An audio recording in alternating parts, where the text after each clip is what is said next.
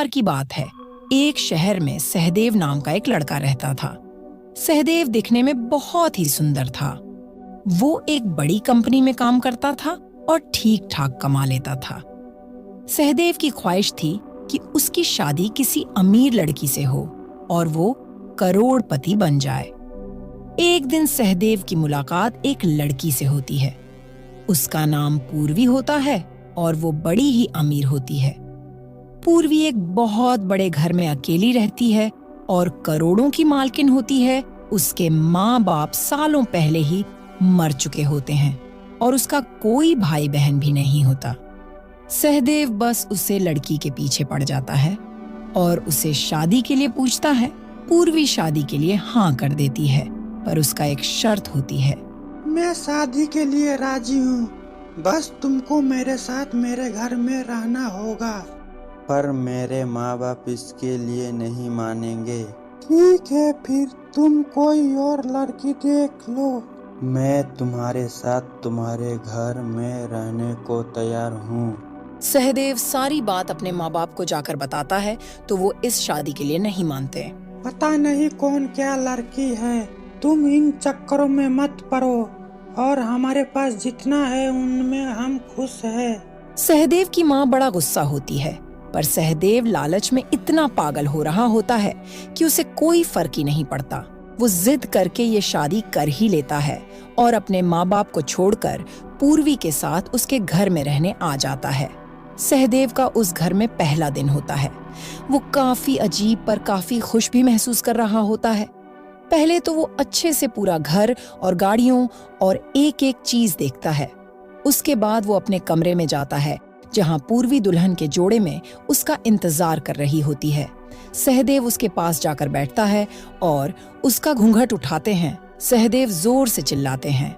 दरअसल घूंघट में वह एक भयानक शक्ल की चुड़ैल देख लेता है। चुड़ैल, मेरी पूर्वी कहाँ है?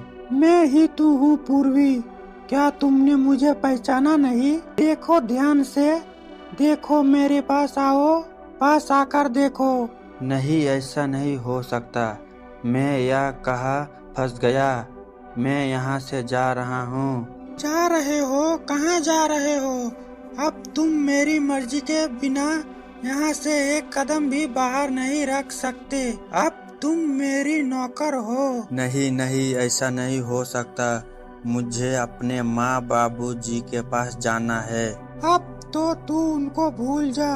अब तू कभी इस जन्म में तो उनसे नहीं मिल पाएगा। चल अब मेरी सेवा में लग जा। मुझे बहुत भूख लगी है। चल जल्दी से जाकर मेरे लिए चिकन बनाकर लेके आ। चिकन? नहीं नहीं, मैं तो शाकाहारी हूँ। मैं चिकन को हाथ भी नहीं लगाता। अच्छा, फिर तो और मजा आएगा। चल अब जा और जल्दी से चिकन लेकर आ, वरना मैं तुमको पका कर खा जाऊंगी। सहदेव बहुत डर जाता है और रसोई में जाकर चिकन बनाने लगता है। सहदेव के लिए बड़ा मुश्किल होता है, पर वो जैसे तैसे चुड़ैल के लिए चिकन बनाकर उसको लेकर देता है। चुड़ैल बड़े मजे से चिकन खाने लगती है। वो जरा सी देर में ढेर सारा चिकन खत्म कर देती है और फिर उसके बाद वो फिर से सहदेव की तरफ मुस्कुराकर देखती है। चल अब चुपचाप मेरे पैर दबा। क्या? समझ में नहीं आया क्या मैंने बोला? हाँ हाँ, अभी दबाता हूँ। सहदेव चुड़ैल के पैर दबाने लगता है। चुड़ैल बड़े मजे से सो जाती है। अब सहदेव सोचने लगता है कि ये वहां से भागने का बढ़िया मौका है। वो जल्दी से खड़ा होता है और धीरे से उस कमरे से निकल जाता है। फिर वो भागता हुआ मेन गेट तक पहुंच जाता है। सहदेव जल्दी से कुंडी खोलना है और दरवाजे खोलकर भागने लगता है। चुड़ैल उसके सामने आ खड़ी होती है। मुझसे बचकर भाग रहा था? तुझे क्या लगा मुझे पता नहीं चलेगा? लगता है कि तू भूल गया मैं एक चुड़ैल हूँ। तेरी पल पल की खबर मुझे है, इसलिए कुछ भी करने से पहले 100 बार सोच लेना, समझा? वरना अपनी जान से हाथ धो बैठेगा। मुझसे गलती हो गया, अब मैं ऐसा नहीं करूँगा। मुझे माफ कर दो। जल्दी समझ गया, ये तेरे लिए अच्छा है। उसके बाद सहदेव घर के अंदर वापस चला जाता है और एक कोने में खड़े खड़े सो जाता है। अगली सुबह जब सहदेव सो ही रहा होता है तो चुड़ैल उसके मुंह पर एक बाल्टी पानी फेंक कर मारती है। के कौन है? अभी तक सोया पड़ा है, जल्दी से उठ और काम पर लग जा। पूरे घर की सफाई कर और सारे बगीचों को भी अच्छे से साफ कर दियो। पर उससे पहले मुझे बढ़िया सा नाश्ता चाहिए, जा बना कर लेकर आ। सहदेव पहले चुड़ैल के लिए नाश्ता बनाता है, फिर उसके बाद घर की सफाई में लग जाता है। पूरा दिन घर के काम करके सहदेव का बुरा हाल हो जाता है। उसे बहुत भूख भी लगी होती है, इसलिए वो रसोई में जाकर कुछ खाने लगता है। तभी चुड़ैल वहाँ पर आकर खड़ी हो जाती है और उसके हाथ से खाना छीन लेती है। पहले जाके मेरे सारे कपड़े धो, फिर खाने के बारे में सोचना। सहदेव चुड़ैल के कपड़े धोने जाता है। इतना ढेर सारे कपड़े देख उसका रोना ही छूट जाता है। इतने सारे कपड़े, हे भगवान, मैं ये कैसे धोऊंगा? मेरे में जरा सा भी जान बची नहीं है। मैं ये कहाँ आकर फंस गया? मैंने क्यों इससे शादी कर ली? मैं कब यहाँ से निकल पाऊंगा? सहदेव बहुत रोता है और रोते रोते कपड़े धोने लगता है। पूरे दिन काम करने के बाद सहदेव को खाना नसीब होता है। सहदेव अपनी पुरानी जिंदगी को याद करके बहुत दुखी होता है और उसको बस एक ही उम्मीद होती है कि जब उसके माँ बाप की नाराजगी खत्म हो जाएगी तो वो उससे मिलने जरूर आएंगे और उसको छुड़ा कर ले जाएंगे। सहदेव ऐसे ही चुड़ैल के सारे काम करता रहता है। चुड़ैल उससे ज्यादा से ज्यादा काम करवाती और जरा भी आराम नहीं करने देती थी। ऐसे ही काम करते करते बहुत दिन निकल जाते हैं। एक दिन सहदेव के पिताजी सहदेव को फोन करते हैं, पर सहदेव का फोन चुड़ैल के पास होता है और वो सहदेव की आवाज में बात करने लगती है।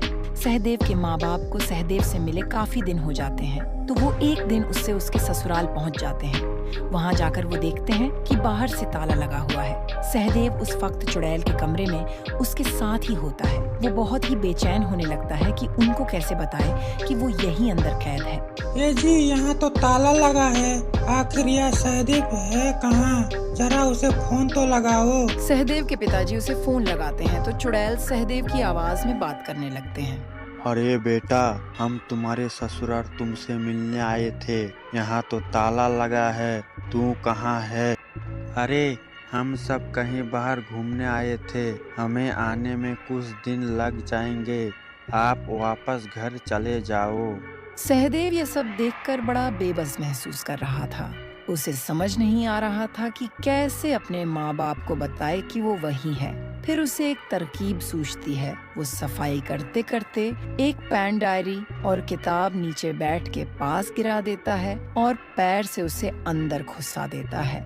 यह क्या कर रहे हो? ठीक से काम करो। सहदेव बैठ के नीचे घुस जाता है और फटाफट पेपर पर लिख देता है कि उसकी शादी पूर्वी से नहीं बल्कि चुड़ैल से हुई है और उसने उसे घर में कैद किया हुआ है। कितनी देर हो गई? क्या अभी तक सामान नहीं निकला?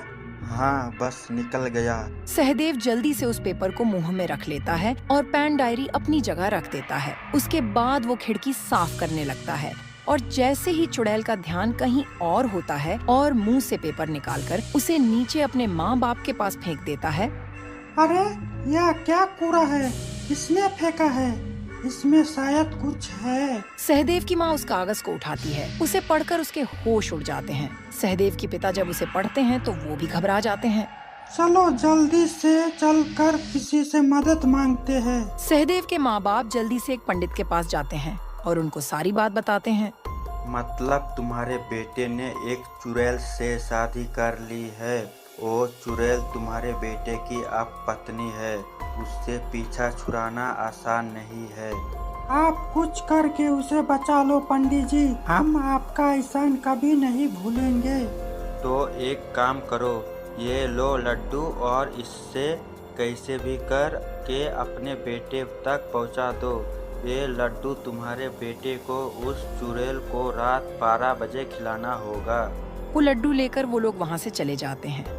फिर एक कागज पर सब लिखकर उसमें वो लड्डू रखकर वो घर के बाहर खड़े हो जाते हैं। फिर वो दोबारा सहदेव के नंबर पर फोन करते हैं।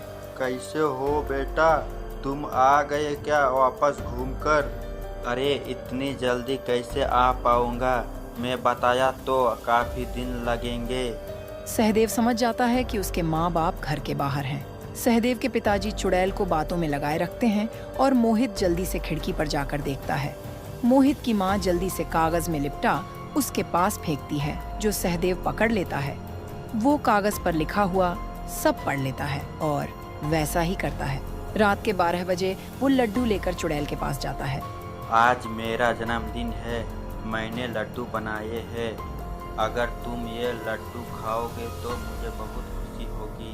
लड्डू, अरे वाह। चुड़ैल बड़े मजे से लड्डू खाती है और उसका दम घुटने लगता है। उसके हाथ पैर काम करना बंद कर देते हैं। ये तुमने मुझे क्या खिला दिया? क्या मिलाया था इसमें? चुड़ैल चीखती चिल्लाती रह जाती है और तड़प तड़प कर जमीन में गिर जाती है। उसके बाद वो वहाँ से गायब हो जाती है। सहदेव जल्दी से नीचे भागता है और दरवाजा खोलकर अपने माँ बाप के गले लगकर खूब रोता है। मैंने तुझे कितना समझाया था, मत पड़ ऐसी लड़की के चक्कर में जिसे तू जानता तक नहीं, और ऊपर से तेरा लालच। कहते हैं ना, लालच बुरी बला है। वीडियो अच्छी लगी तो लाइक सब्सक्राइब जरूर करें। धन्यवाद।